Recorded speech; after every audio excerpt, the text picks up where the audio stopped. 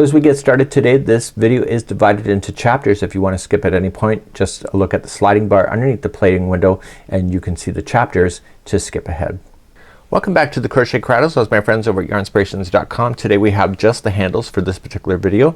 So we have other types of handles where you're going across back and forth and then you fold it and then you crochet along. This one here starts off with a flat edge of going back and forth for a set period, and then you're gonna go a continuous spiral all the way down to the other side. So between this bottom section and before this starts here is 25 inches, and then we just open it up again.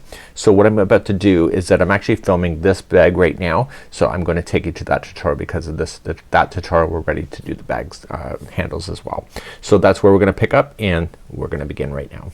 So let's begin to do the bag. We're gonna be using a 5mm size H crochet hook today. We are double stranding the Caron cotton cakes, so the double stranding will make it stronger, and we're going to create a long tail so that you can use that tail to sew it to the bag later. So create a slip knot, just put the two yarns together. It's from the same ball for me, so I'm using the interior strand and the exterior strand from the same ball. Once your slip knot is on, you're going to chain 8. So 1, 2, 3, 4, 5, 6, 7, and 8. Let's do row number 1. Second chain from the hook, so just count back 1 and 2, turn it over and get the back hump of the chain. It will just look nicer. And I need you to single crochet across your chain. So by doing the second chain from the hook, you'll end up with 7 single crochets altogether. So 7 is the operative number in case you have to count stitches later. So row 1 is done. So what I need you to do is that we need to do rows, turn it around first and do rows number 2, 3, 4, and 5 the exact same way. So just chain up 1 and do 1 single crochet in each of the stitches going across and then turn it. So please do now rows number 2, 3, 4, and 5 the same way, just back and forth with single crochets, and I'll be right back in just a moment. I'm now coming up to the end of row number 5. So at the end of the row I don't want you to turn the work. Okay, so you should be able to count 5 rows. So 1, 2, 3, 4, 5. So now we're going to just flip up the other side. So just coming around, and now you're gonna go in a continuous spiral. So starting in the very first stitch, you're just going to single crochet, and this will pull that into a circle. So all you have to do now is just go in a continuous spiral for however long you want it. For the bag that I have, which is a generous size handle but it's not overly huge, is 25 inches between the top of this section here all the way before you start doing the opening on the other side. So you're just gonna put your hook into the wind and just go in a continuous spiral. For myself, what I decided to do is just once in a while, just to make sure that I can count that there's still 7 stitches when I'm doing a circle. And so if the thickness of the concept changes, then you know it's a problem. So just immediately jump on over. So once I jump over the first time, I want to count the number of stitches just to verify that there's still 7. So 1, 2, 3, 4, 5, 6. And you can see that I'm missing a stitch. So that means I jumped too far when I jumped. Okay, so I want to jump back 1. I'm gonna leave this in the tutorial because it's better for me to leave in a mistake like that than it is to pretend that I'm perfect. So I'm just gonna count again, make sure that I have 7. So 1, 2, 3, 4, 5, 6, and 7. So all I have to do now is just do in a continuous spiral. Just check the 7 once in a while just to make sure that you're okay, and just get to the inches that you want. So this particular one, I have to keep spiraling around until I can get 25 inches non-stretched, just relax, laying the tape measure down, laying this down and measuring it.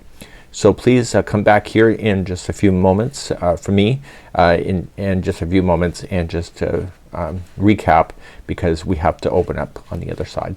So we'll begin to do that. So you're gonna continue to spiral around until you get to the distance that you want. So from the edge that I started to the opening here is 25 inches, and then I just finished the final 5 rows.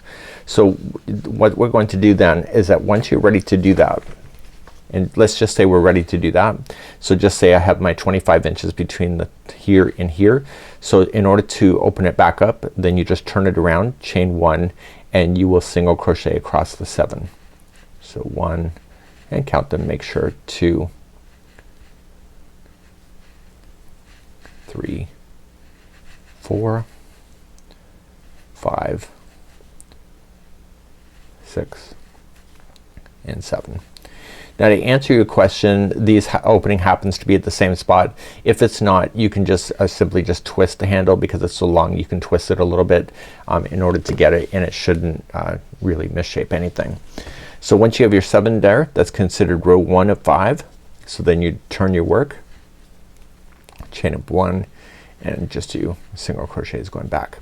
So you need to do 5 rows of this. So we've already done 1, this is 2, and then do 3, 4, and 5, and meet me back here in just a moment.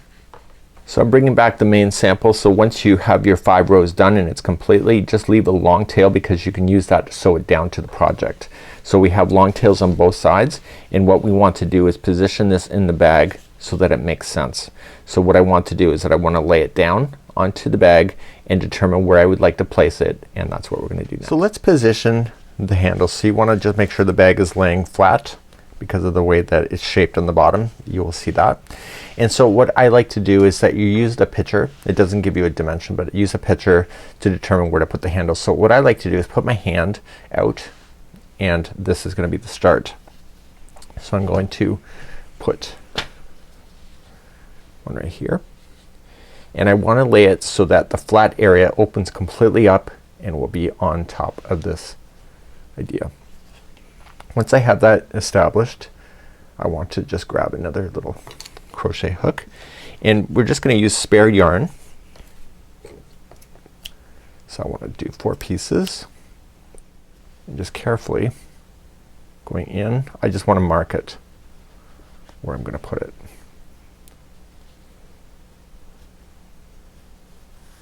And that'll hold it in that position until I'm ready to sew it in.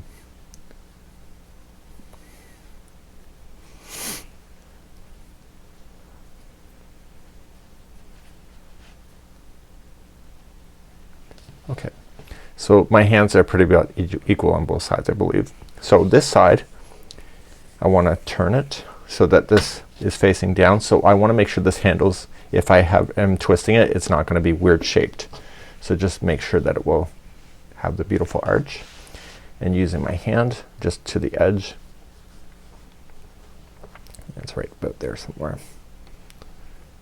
And I want to do the same with the other side. But once you have the one side done, just turn it over and do the other side.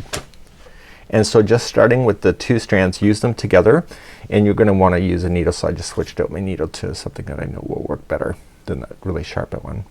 And so my goal is to go across the bottom. So just kind of going in and out using the same color, and I just want to kind of start it and going in and out.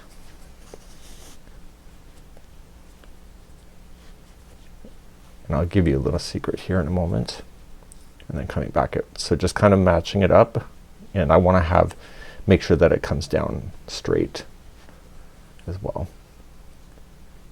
down the angle there. So my goal here is to go all the way across, up, and then back across and back down, so I do a complete circle, and then I'm going to go in an X formation up, and then down, and then an X formation going the other way. And the reason why I'm doing that is that it's gonna be more stable, and it will be a lot stronger. So once you get enough of this sewn into position, you can move those, you can take off that stitch marker, and just don't be cheap about attaching this. Meanwhile, don't make sure you put in the work, because all the weight will be resting on these handles. So once you get to the other side, just start going up,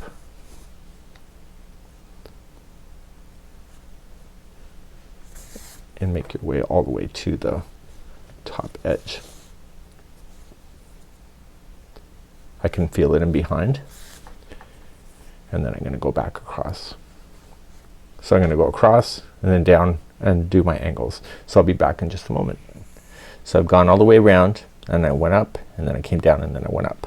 So at the end here, I'm just going to turn it over and just weave in my ends. So I'm going to do it so that I'm gonna tie this to a knot first. So staying on the inside, pull nice and tight, and then I want to drag this yarn underneath 3 times. So just going across once, just stay right behind the handle, or in front of the handle I should say, and then go back across again.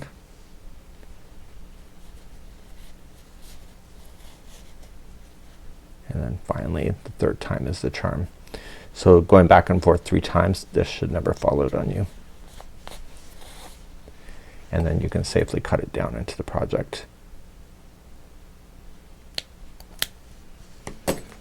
And therefore your handle then would be attached. So I need you to do that with all the handles, and I'll be right back in just a moment. So I've now sewn in everything, and this is one of the nicest bags that I've seen on yarnspirations.com. I really love this, design by Julia. I like the texture a lot. Like a lot. It's not for the weak-minded, the people that just want like simple stitches, but this looks like feathers to me, and it looks amazing. And I said, as I mentioned, I did screw up a little bit before, but I'm really okay with this. And now look who's back from the big city.